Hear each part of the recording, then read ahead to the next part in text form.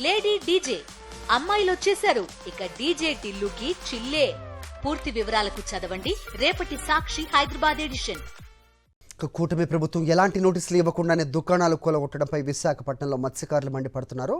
తమ దుకాణాలను యథావిధిగా ఉన్న స్థానంలో ఏర్పాటు చేయకపోతే పెట్రోల్ పోసుకుని తగలబెట్టుకుంటామని హెచ్చరిస్తున్నారు.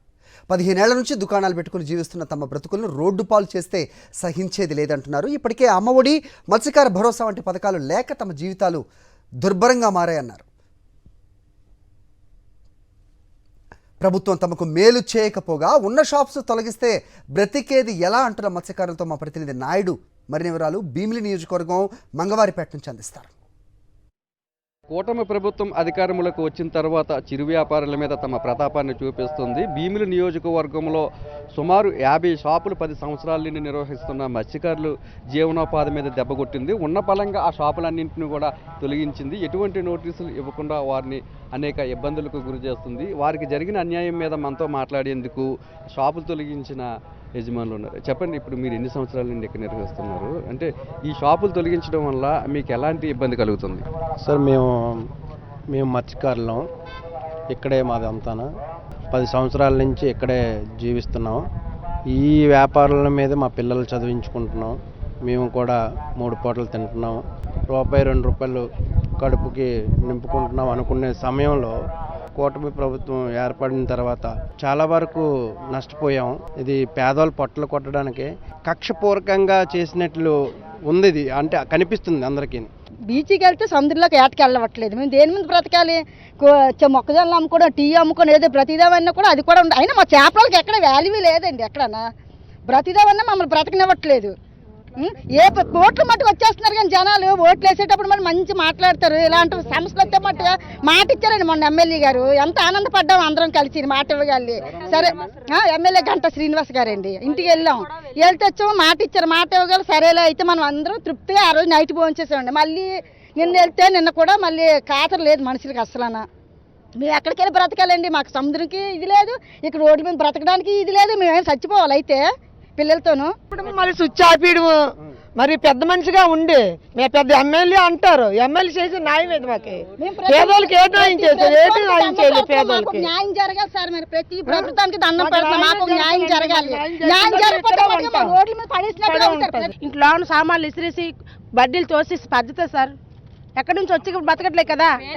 50 మంది కడుపులు మీద కొట్టేసి మా పిల్ల పుస్తలు సార్ కొబ్బరి బొండాలు ఇచ్చేసి ఇప్పుడు లాస్ట్ కిలోమీటర్ వేసుకొని తిరుగుతున్నాం. మేము చనిపోవాలా చేస్తున్నాం. ఎంత అన్యాయం, ఎంత అన్యాయం జరుగుతుందా? చూస్తారు సార్. ప్రతి ఓట్లు వేసినప్పుడు ఏమన్నారు సార్? మీకు ఏ బాధ వచ్చినా మేము వచ్చి చూసుకుంటామన్నారు. ఈ రోజు ఎవ్వరు ఏ నాయకులు కూడా మా ముందుకు రావట్లేదు, మా ముందుకు వచ్చి మాట్లాడట్లేదు. మేము ఫోన్లు చేసినా వస్తాము అని చెప్తున్నారు. అలా కాకుండా మా దగ్గరకు వచ్చి మా సమస్యలన్నీ తీర్చి మరీ వెళ్లాల్సిందిగా కోరుకుంటున్నాం. ఇప్పుడు వీళ్ళు వచ్చి మాకు ఏ న్యాయం చేయలేదు. ఇప్పుడు మాకు న్యాయం కావాలి సార్, మాకు న్యాయం చేయండి. మాకు మధ్యకాల డబ్బులు లేవు. ఒక పిల్లలకి విద్యా దీవెన అన్నారు, ఆ డబ్బులు కూడా లేవు. ఏ డబ్బులు లేవు సార్ మాకు.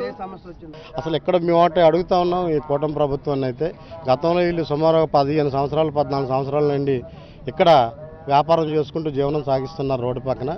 ఈ వైఎస్ఆర్సీపీ ప్రభుత్వం వచ్చిన తర్వాత ఏపీ టూరిజంలో అధికారులతో మాట్లాడి ఇదంతా రాళ్ళు రప్పలు తుప్పలతో నిండిపోయి ఉన్నటువంటి ప్రాంతం, ఇదంతా లోతట్టు ప్రాంతం.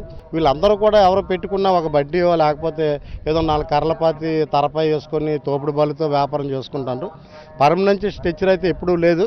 మరి కూటమి ప్రభుత్వం ఏంటి ఆలోచిస్తుందో తెలియదు, ఎవరు కంప్లైంట్లు ఇస్తారో తెలియదు.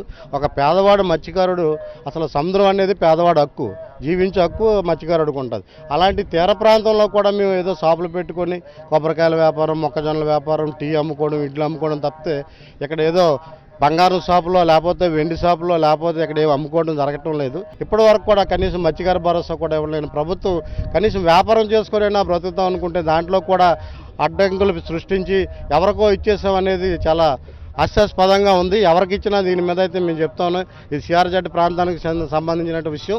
ఎక్కడో ఉన్న వాళ్ళు సిఆర్జెడ్ పేరుతో కోర్టులో కేసులు వేస్తున్నారు. ఇది మేము కూడా వాళ్ళు ఏ డెవలప్మెంట్ చేసినా, ఏ ప్రాజెక్ట్ తీసుకొచ్చినా తప్పనిసరిగా హైకోర్టుకి వెళ్ళినా సరే ఇది ఆపే ప్రయత్నం అయితే తప్పనిసరిగా చేస్తానని ఈ సందర్భంగా తెలియజేసుకుంటాను.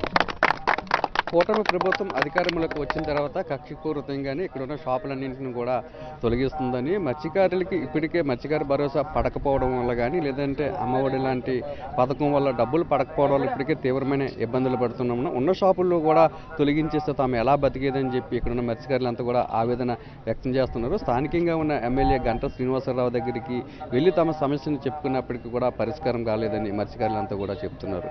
కెమెరామెన్ శంకర్తో నాయుడు, భీముల నుంచి.